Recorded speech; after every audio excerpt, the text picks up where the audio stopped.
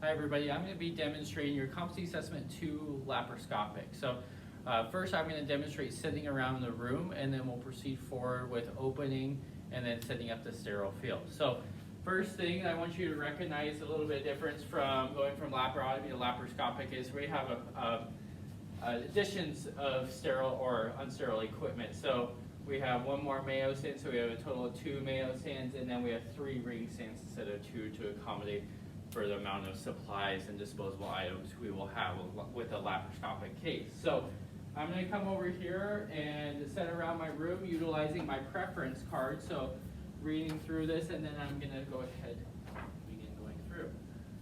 Okay. So one of the first things you're going to have is your own gown and gloves. So I'm going to go ahead and grab this. And then I have my camera. So on the outermost Mayo stand is going to be my gown and gloves. So I'm going to go ahead and place that there. And then I'm going to go ahead and put my gloves on my prep stand. Yep.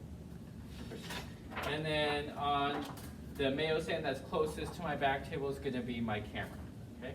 The reason why I'm putting my gown on the outermost Mayo stand is so I'm not in between 2 sterile fields when I'm gowning and gloving myself. Okay. Now I'm going to continue going through this.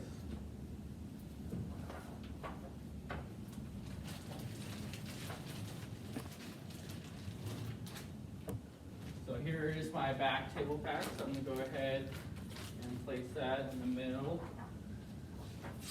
And then with my 3 ring stands, the innermost is still going to be my basin.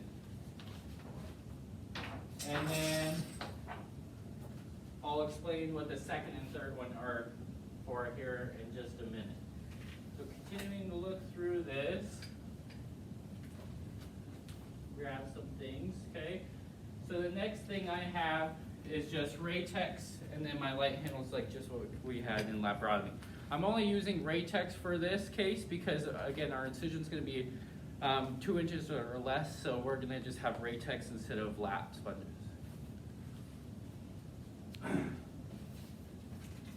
The next thing I'm grabbing is going to be our trocars. So we're going to have 4 total trocars. And then I'm grabbing my suture as well. So we have, like I said, 4 trocars, so we're going to have 2 5mm for our right assistant ports, and then we're going to have 2 11mm, one for the subxiphoid, and then one for the umbilicus. Go ahead and place these. And then lastly here I have my Varus needle, which is used to achieve pneumoperitoneum.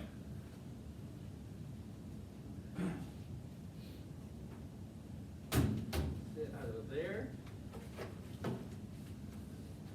And I have a couple disposable items. So here in my right hand, here is our suction irrigator, otherwise known as our Nizat suction, and then my endo mini shears, and then my clip applier. Okay, and then lastly, I'm going to have my lap pulley set, which is going to go on the outermost ring stand here, and then my light cord and my scope, which is going to go on the middle ring stand, just like so. Okay. All right.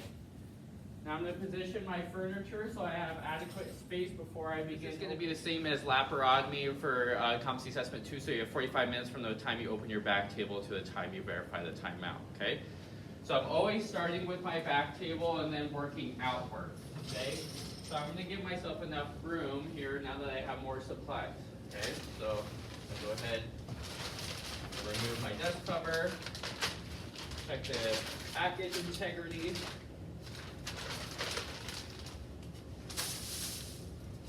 And then I'm going to go ahead and open.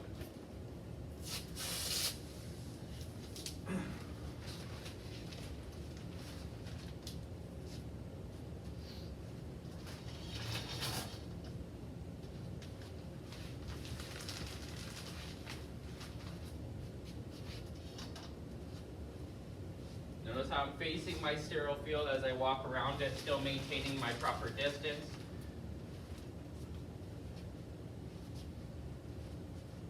Okay, and then I'm going to start over here since I ended over here. So I'm going to start with my basin, same concept. So envelope wrap. And the last lap's coming back towards me. And I'm going to grab underneath here and go ahead and place it back here by my back table. Notice how I was watching also my scope container as well, so I don't want to brush that up against anything unsterile.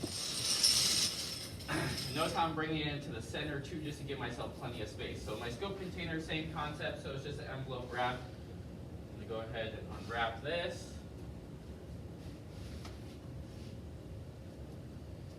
Same thing, grab underneath, make sure I'm giving myself plenty of distance. Even from my basin, so my basin, this is lower than my basin, I don't want it to brush up against the unsterile portion of those edges there, okay? And then my lap Coley set has two filters on the top and on the bottom, and then it's got my two external indicators, so I'm going to check those, make sure those have turned, those are good. Protect those as I open it up. Okay, and I'm opening it like a hot pan. Check my two indicators, or check my two filters. Those are good.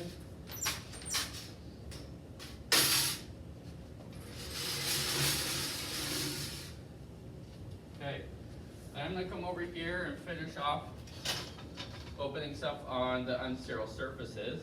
Okay, so the next thing is going to be my camera, same thing, just envelope wrap.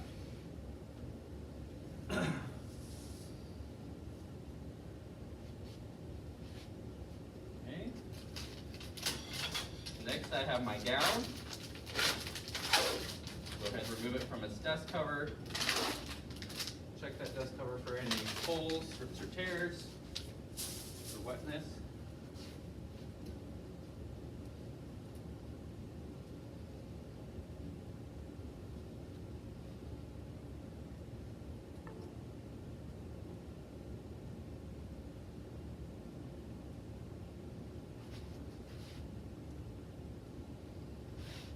Notice how I really held that edge there too, because there was some memory, a lot of memory in that one. So make sure not to let those edges flap on each other, okay?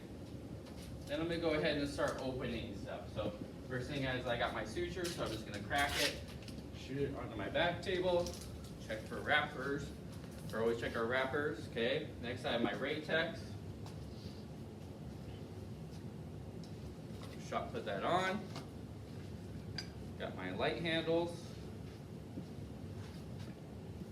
Tuck that underneath my thumb edges. Hold that last flap.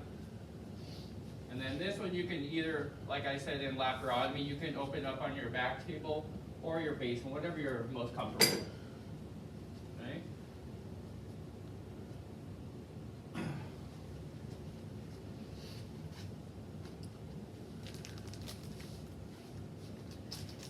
Go ahead and open up my gloves. So my outermost glove is going to go on my back table.